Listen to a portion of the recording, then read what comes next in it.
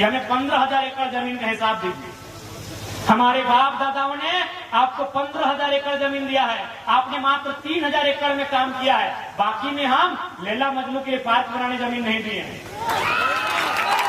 हम वो बात कहने आए हैं जो बात कहने से अर्जुन मुंडा, सुदेश महतो, बाबूलाल मरांडी और हेमंत सोरेन की हालत खराब हो जाती है।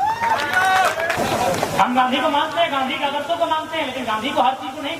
मेरी उम्र 29 साल है, कोई कहेगा कि एक गाल में मारेंगे तो उसे आड़ देंगे, भैया नहीं होगा। तो मेरी बातें लग रही कि लड़का भड़का रहा है, कोई नहीं भड़का रहे हैं। 77 में मारे गए शक्तिनाथ महतो, 87 में मारे गए निर्मल दा, 7 में मारे गए सुनील, मार तो रहे ही है। क्या हम कुछ नहीं भड़का रहे हैं, असलियत बता रहे हैं। आपको गर्दन चोटा चोटा के मारिए रहा है। कौन दुनिया में है आप? 77 में कोयला माफियाओं ने मारा, उसमें टाटा का रोल था, टाटा के जीएम का। आज हम खड़े होकर 1000 बार बोले हैं, टाटा सिजवा में भी टाटा है। टाटा के जीएम ने पैसा दिया था मारने के लिए। 77 में शहीद शक्तिनाथ महतो को मारा गया, गदनदना के गोली मारा गया। 87 आपको मालूम है निर्मल दा, क्या कारण था? झारखंड का तो मटर था ही, सुवर्ण रेखा नदी बहुउद्देशीय परियोजना, कंपनी का रोल वहां भी था। सुनील महतो को मारा गया, उसमें भी बहुत सारे लोगों ने नया नया तर्क दिया। ठीक है, आप खारिज नहीं कर सकते हैं, लेकिन आपको यह भी मानना होगा कि सुनील दा 1 सप्ताह के अंदर केंद्र में कोयला मंत्री बनते। तो अगर कोयला मंत्री बनते तो पेंट में 1 नंबर माफिया लोग करता कि नहीं करता? हल्के में मत लीजिए। गुरु जी जेल में थे, जेएमएम के सबसे बड़े लीडर होते सुनील महतो, शायद सीएम का फेस भी होते, मुख्यमंत्री का फेस होते सुनील महतो। गुरु जी जेल में थे, मुख्यमंत्री का फेस होते सुनील महतो। आसान नहीं है इस मौत को समझना। 77 में मारे गए, 87 में भी मारे गए और 2007 में भी मारे गए, 27 में भी मारे जाएंगे। आपका मौत रुका नहीं है। आपको जो कह रहा है ना कि लड़का भड़का रहा है, वो अपना रोटी सेक रहा है, हम असलियत बता रहे हैं। 2027 में मारे जाओगे और 47 में मारे जाओगे। लिख लो 27 में मारे जाओगे, 47 में मारे जाओगे। लेकिन अब अगर मारे जाते हो, आंसू मत बहाना, काउंटर करना। अगर काउंटर करने का हिम्मत है तो तैयार रहना। अब अगर मारे जाओगे तो काउंटर करना। अब अगर मारे जाओगे तो बेईमानों के साथ, शैतानों के साथ, कोयला माफिया, भू माफिया, बालू माफिया, पानी माफिया, उन लोगों का काउंटर करना।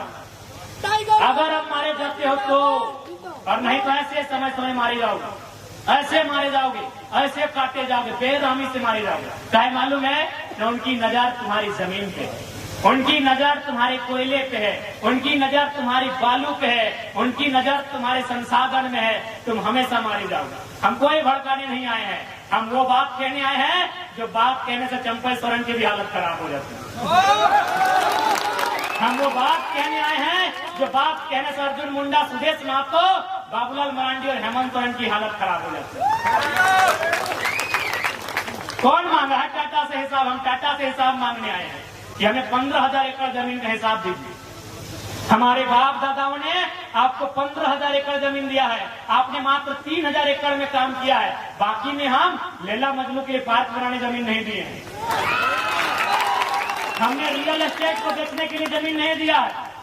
हमने बांग्लादेश से आए लोगों को और गैर झारखंडियों को बसाने के लिए जमीन नहीं दिया है। हमने कारखाना खोलने के लिए दिया है। पूरे 15,000 एकड़ में काम कीजिए और उस काम का दाम झारखंडी को दीजिए।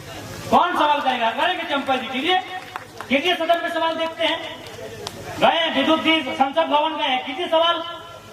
जोबा मांझी संसद गई है, जोबा जी करे सवाल, सुदेश जी करे सवाल, हेमंत जी करे सवाल। हम आपके सवाल को लेकर आए हैं, वो सवाल जो 70 सालों से दफन हो गई थी, उस सवाल को लेकर आए हैं।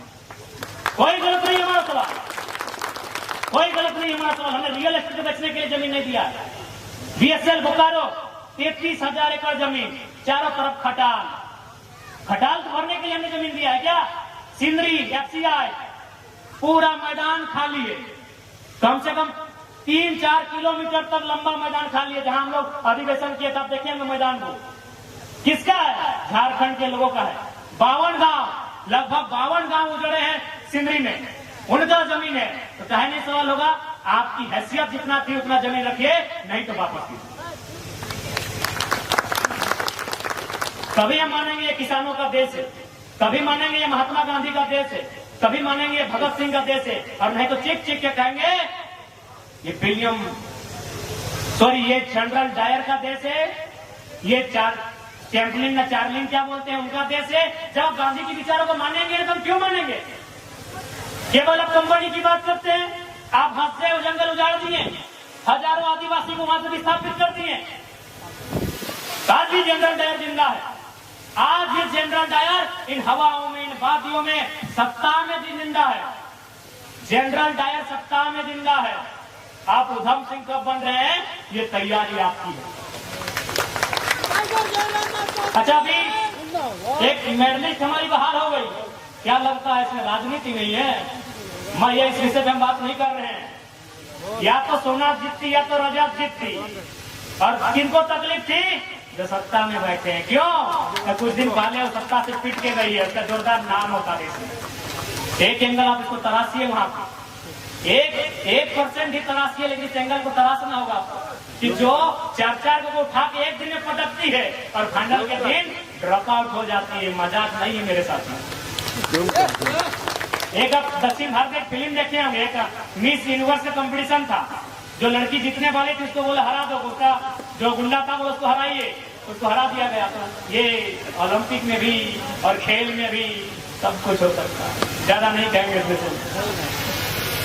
आपको थोड़ा सा एंगल तराशना हो, क्योंकि वो इस देश से पिट के गई थी, इस देश की सड़कों से घिसट के गई थी। आज अगर वो ओलंपिक से मेडल लेके आती तो वो बादशाह बन गया। और ये शायद कुछ लोगों को मंजूर नहीं था। अब वो कौन लोग हैं आपको पता। इसलिए ये जो आवाज आई है, ये आवाज गलत नहीं है। थोड़ा तरीका हमारा बोलने का हो सकता है एग्रेसिव। अब 29 साल के हैं तो क्या भाई भगत सिंह की उम्र में गांधी जैसा बात थोड़ी कर पाएंगे। हम गांधी को मानते हैं, गांधी के आदर्शों को मानते हैं, लेकिन गांधी को हर चीज को नहीं। मेरी उम्र 29 साल है।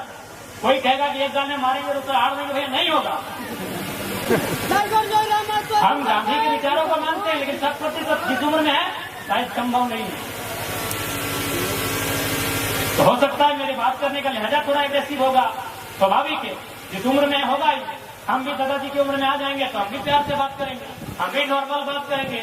लेकिन अभी मेरा उम्र है और आग्रह करेंगे इस उम्र के इस तूफान को, इस आंधी को रोकिए मत, साथ दीजिए, फिर देखिए होता क्या है। क्या होता हो तो दिखा है ना। बन्ना गुप्ता अनीता दीदी का जमीन हड़प रहा था ना, कौन मान नील मान रहा है। खाली हमने इतना ही कहा था, नवीन ने बात हुई थी कि बोल दीजिए कि हम पुरलिया पार कर रहे हैं। बन्ना गुप्ता अपना टेंट उठा के भागा कि नहीं। और हम खाली एक मैसेज दिए कि हम पुरलिया पार कर रहे हैं, हमारा आ जाते तो क्या होता।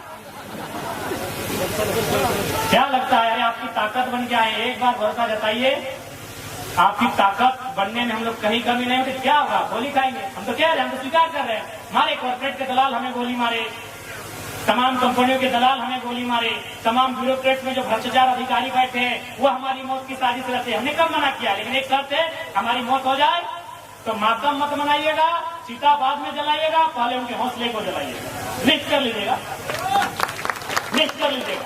जैसे चांडिल डैम, आपको मालूम है कि चांडिल डैम की समस्या किसके कारण है, किस पदाधिकारी में, किस ऑफिसर के कारण चांडिल डैम की समस्या है, लेके डूब जाइएगा। ये हमारी चिता में बिल्कुल किसी बात की आवश्यकता नहीं है। 10 दिन पड़ा रहेगा, 10 दिन बर्फ में डाल के रखिएगा। 1 महीना बदबू मारेगा हमारी बॉडी से, मारने दीजिएगा। हमारा बॉडी सड़ जाए, सड़ने दीजिएगा। लेकिन सच में अगर गुस्सा लगे तो उनके हौसले को जला के जाइएगा, चिता जलाने।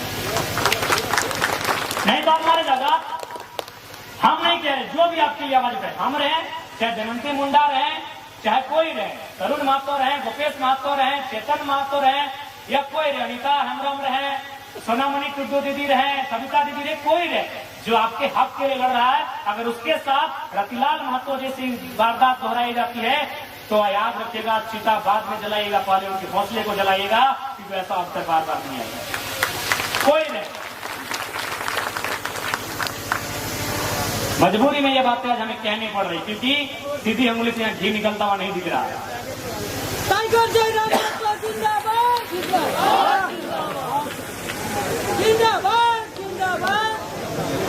और अंत में इतना ही कहेंगे कि आज की जो हमारी लड़ाई है वो किसी व्यक्ति से नहीं है, किसी राज्य से नहीं है, किसी लोग से नहीं है। हमारी लड़ाई है उनसे जो हमारी जमीनों में हमारे सर पे चढ़ के हमारा शोषण कर रहे हैं। हमारी लड़ाई उनसे है। ठीक है, बाकी